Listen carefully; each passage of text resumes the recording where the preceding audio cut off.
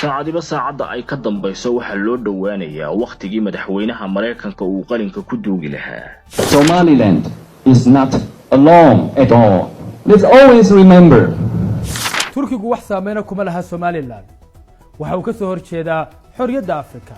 Turkigu muxuu hubiyaa askar ugu dirayaa dal xor ah oo dimuqraadi ah. bishii 12 waati Djibouti lagu qabtay shirka waxa lagu eelaamay inuu yahay gabagabadii iyo dhamaadkii masiirkii Somaliland.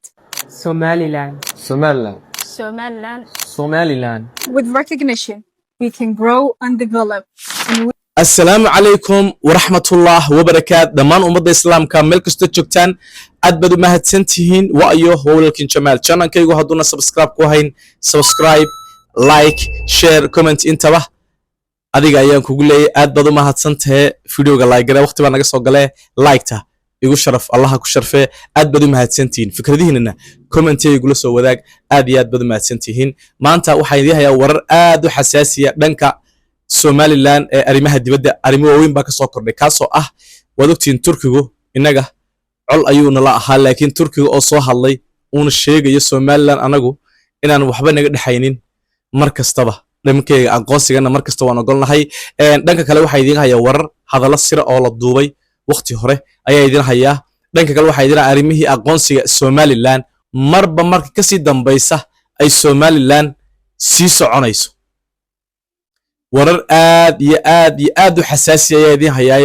soo dhawaada aad baad u mahadsantiina marka channelka ku xidhnow like subscribe tanadaan kugu leeyahay aanu soo daawano Turkigu wax saameyn kuma laha Somaliland waxa uu ka soo horjeedaa xorriyadda Afrika Turkigu muxuu hubiyaa askar ugu dirayaa dal xor ah oo dimuqraadi ah khabiirka Imaaraatiga ah ee arrimaha istiraatiijiga siyaasadda bariga dhexe Amjad Daha ayaa si adag uga hadlay xiriirka Turkiga iyo Somaliland qoraal u baahiya ayuu Taha ku sheegay in Turkigu aanu wax saameyn ku lahayn Somaliland isla markaasina dadka Somaliland ay yihiin kuwa xaq u leh inay ka hadlaan mustaqbalkooda Taha ayaa ku dhaliilay Turkiga inuu hor istaagayo xorriyadda Afrika xilli uu ku faanayo dimuqraadiyadda aanu isagu ka dhaqan gelin dalkiisa waxa uu tusaale u soo qaatay in Turkigu tan iyo 1960kii uu soo maray ilaa 6 afgambi isla markaasina ay ku dhinteen ku dhawaad 2,000 oo qof halka Somaliland aysan weligeed la kulmin afgambi isla markaasina ay ku taagan tahay nidaam dimuqraadi ah oo markaasi taageera xuquuqda haweenka khabiirka ayaa intaasi ku daray in Somaliland ay tahay dalka ugu nabdoon Afrika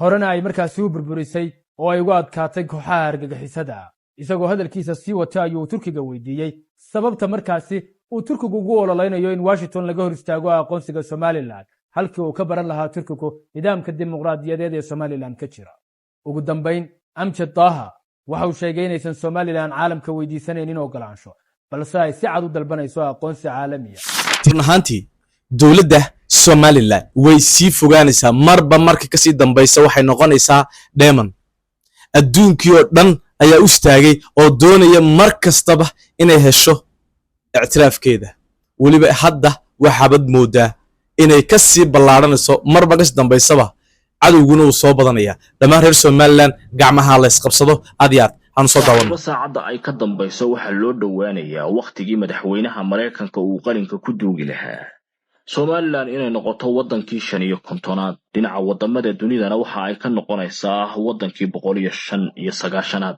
waxaana socda olole diblomaasiyadeed oo xoogan kaasi oo daad dhinac walba ka dhaafa ku noqday diblomaasiyiintii Soomaaliya sababayna inay midmid uga baxaan difaac habeennimadii xalay ahaydna waxa kaalinta ku baneeyay Laari oo ahaa danjirihii hore ee wadanka Mareykanka u fadhiyay Soomaaliya kaasi oo dhawaan ay filla Soomaaliya adeegsatay dawladda Mareykankana u soo jeediyay Somaliland in aanay aqoonsan isagoo oo sababo badan ku lifaaqay hase yeeshee habeennimadii xalay ahayd ayuu difaaca uga baxay isagoo oo mar kale sheegay aqoonsiga Somaliland inaan waxba laga qaban karin oo Mareykanku uu tallaabadaasi qaadayo sababtana waxa uu ku tilmaamay in dawladda Mareykanku ay wada ayidsan tahay sida oo kalena danteeda ka dhex arkayso haatan inay Somaliland la yeelato iskaashi caalami ah madax bannaanideedana ka shaqayso iyadoo ah mid ka mid ah dawladaha awoodda dunida isu bidaya oo aanay cidina hore uga hor iman karin diblomaasiyadeeda iyo damacyada ay leedahay sida xeeldheerayaashu sheegeenna danjirihii hore ee Soomaaliya Laari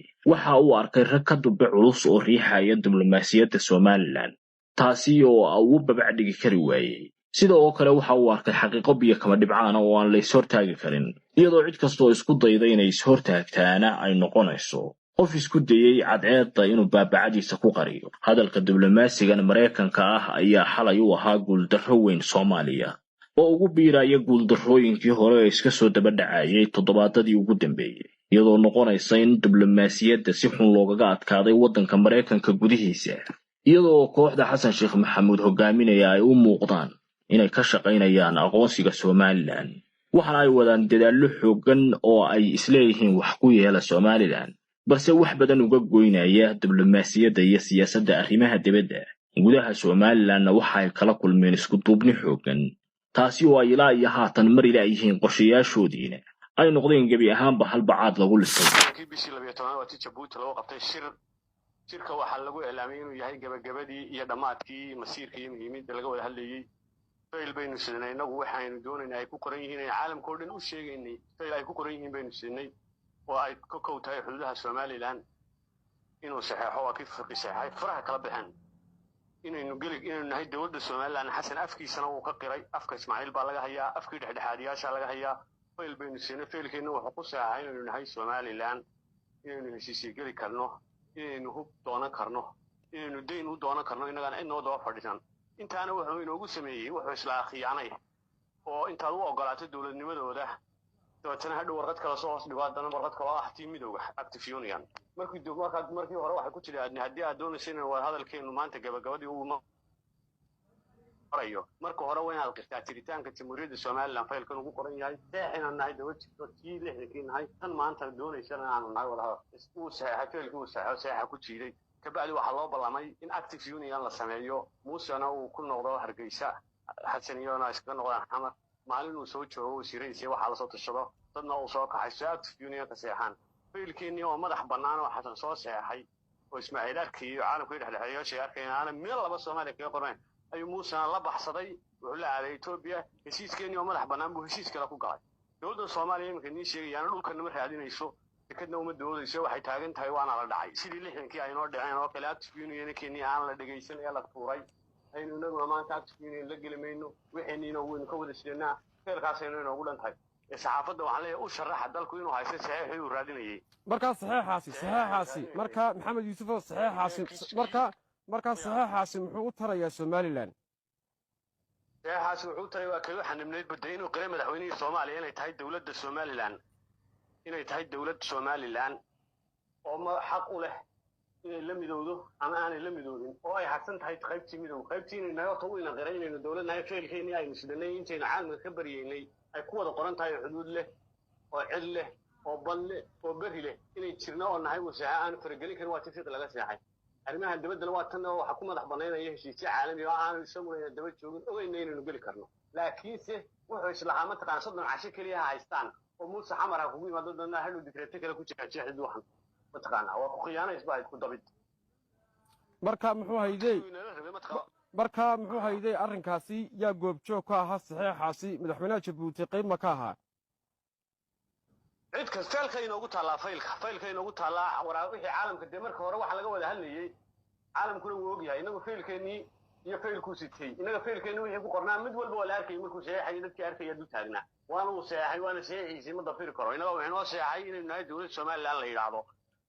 kabacdi wuxuuna uga jeedaa saxan ma ahayn waxaas oo dhan wuxuu soo dabcay wuxuu islaa marka hore ay ku ogolaadaan. horta waxa lagu yidhi haddaad doonaysayna wax sii wada wadno horta bal naqir uu naqiray waan idin qiray waayeen la midoobay inaynu ka taagana bas halkaasaynu maraynaa.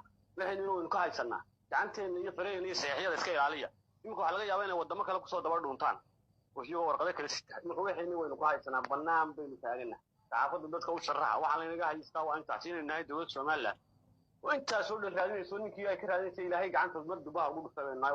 waynu haysanaa badna ma daba socoto Soomaaliya waxay doonaysaa inay malafkiina kiiskan qasto oo jara muuse uu naqasbay ama uu khiyaanay dadku goonisu taagan may doonayeen inuu naga seexday. intaasayna wadaan 30 sanadood inagu waxaanu ku raadinaynaa wax inaga ismuujinayno meherjaan soo bandhigayno waxa laynagu lahaa aqoonsi saxiix ma haysataan. maanta saxiix bayna haysanaa. dawladda Soomaaliya waxay doonaysaa aqoonsiga laga saxiixay gacanteeda aanu afkiisana dadkiisa ugu sheegi karaan way khiyaanayeen muuse oo halkii aan halkan ka rabay baad sabab la cararay kiiskiyo malafkiisa faylkiisa madax bannaan buu heshiis ku galay. intaas dadkiisa u diidaya inuu runta u sheego. saxiix bay ka haysanaa. hadduu qaylada joojin waayana heshiiskan Abiy Ahmed waxa wax lagu kala baxo waa maxkamado maxkamadun baa loo gudbinaya faylkan miyad waa laydbaa la odhanaya sawdigan saxeexayn ee xuduudeedu madax bannaan tahay oo ay heshiisyo caalami u madax bannaan tahay goormaad waalanta intaasaa ku filan gebigiisa aad iyo aad baad u mahadsan tahay saxaafaddu ha u sharaxo dadku in aqoonsi la qaatay aqoonsiguna maaha kiisas wax lagu kala qaato jawaanana maaha maraakiibna laysuma dhiibo hawadana wax laguma kala bedesho waa warqadaa saxeexa saxeexinayna gaalin weyn intii naga asayd baynu ka helaa. In 1960, Somaliland emerged independent from the British Empire after many years as the British Somaliland Protectorate. And for 5 days it was independent before it took the step to merge with what was then the trust territories of Italian Somaliland, historic Italian Somaliland. This wasn't always the case, though. Somaliland was briefly independent in 1960 before joining the rest of Somalia. That union was ultimately rejected by the Somaliland people, but not before it was too late. The world had decided that Somaliland was indistinguishable from Somalia, no matter how Somalilanders felt. In the 1980s, rebellions against the brutal dictator in power broke out against Somalia, including in Somaliland. Sadly, over the following 30 years, those hopes and those aspirations of what might have been were not fulfilled. And indeed, as the years progressed, the situation got worse with military dictatorships. And instead of there being, a tragic situation of people being discriminated against from the north of Somalia in historic British Somaliland, actually what started to emerge was attacks upon civilians. There was mass killings where tens of thousands of Somalilanders were killed.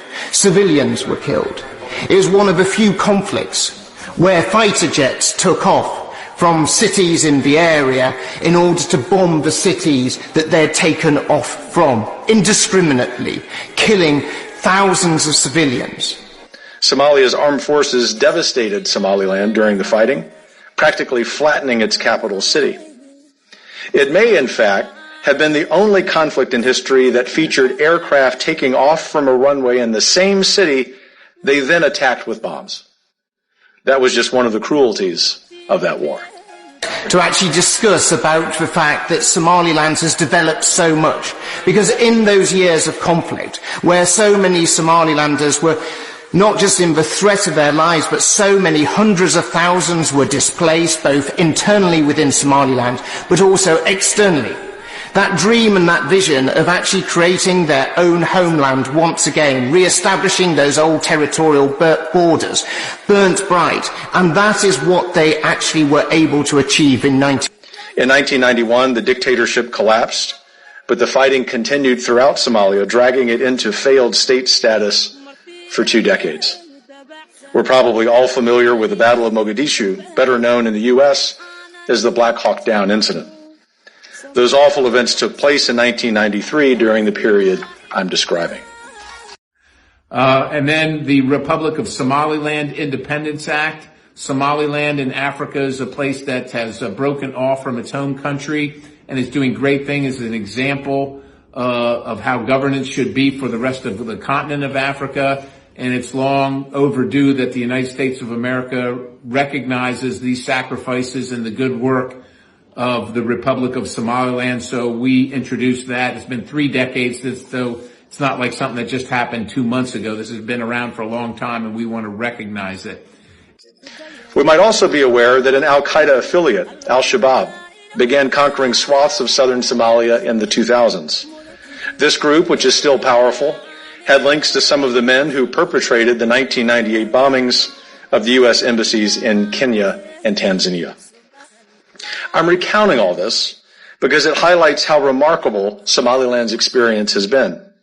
It was and is the exception to Somalia's turmoil. After 1991, it redeclared independence and created a functioning state with its own army, passport, currency, foreign policy, and very importantly, free elections. Foreigners can walk around Hargeisa without security, and ISIS and Al-Qaeda have virtually no presence there. it's hard not to admire building a viable state amid such difficult circumstances. How Somalilanders have achieved all this is equally commendable. This is a country that when we have been in need and what we have asked for help, they've responded. They've responded by sending their young men to defend our values and our freedoms. They had a powerful claim for international sympathy after the devastation they suffered during the war, but they didn't wait for help from anyone else. If they had, they'd still be waiting today. No, they went instead about the business of building their country largely on their own. The clans that had been on opposite sides of the fighting reconciled, and in the process created one of the few examples of a successful indigenous peace process. They committed to building something that was peaceful, democratic, and workable. This brings me back to why I think the U.S. and Somaliland should be strong partners. First, this territory of its own accord has stuck with the democratic system and process for 3 decades. It hasn't been perfect, just like no democratic system is perfect. But the old saying is that character is how you behave when no one is watching. Well, Somaliland has stayed faithful to democracy when hardly anyone was noticing. In 1991, this country emerged from years of subjugation by the regime in Mogadishu. It emerged from having had their children, having had so many citizens killed in cold blood. And it was able to establish its borders once more. This is proof of genuine belief. Second, let's envision where Somaliland sits. The Bab el-Mandeb Strait, a shipping choke point that carries much of the trade between Europe and Asia, is about 70 miles away. Yemen, where American allies are fighting Iranian-backed militias and Al-Qaeda, is just across the Gulf of Aden. Somaliland shares a border with Ethiopia, Africa's second most populous country, and in normal times, a landlocked economic dynamo.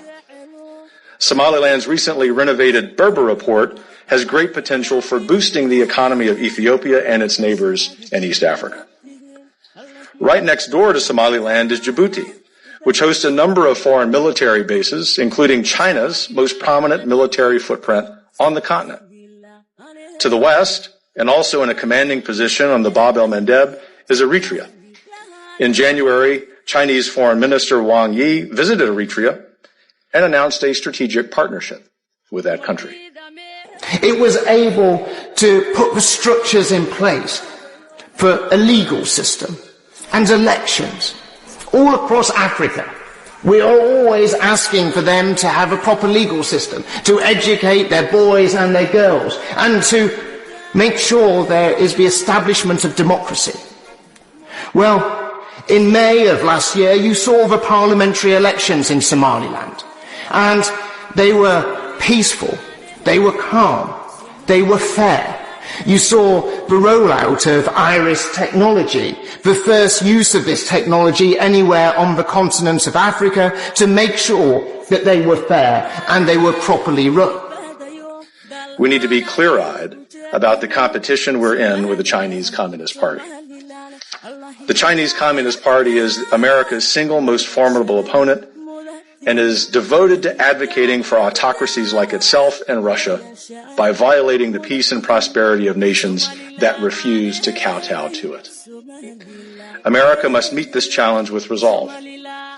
That would include a close relationship with Somaliland, given its strategic position, its pro-American orientation, and that almost alone in Africa, it's been immune to Beijing's overtures and threats. In fact, Somaliland has established ties with our Taiwanese friends, another unrecognized democracy that the United States should support. Those of you familiar with East Africa know it is a tough neighborhood. Sudan's hopeful democratic transition has been sabotaged by a coup, one of the leaders of which, by the way, was recently in Russia to strengthen ties with Putin's criminal regime. Ethiopia is caught in a terrible civil war that we also pray will end soon. Eritrea is an international pariah and one of 5 countries that just voted against a UN resolution condemning Russia's invasion of Ukraine.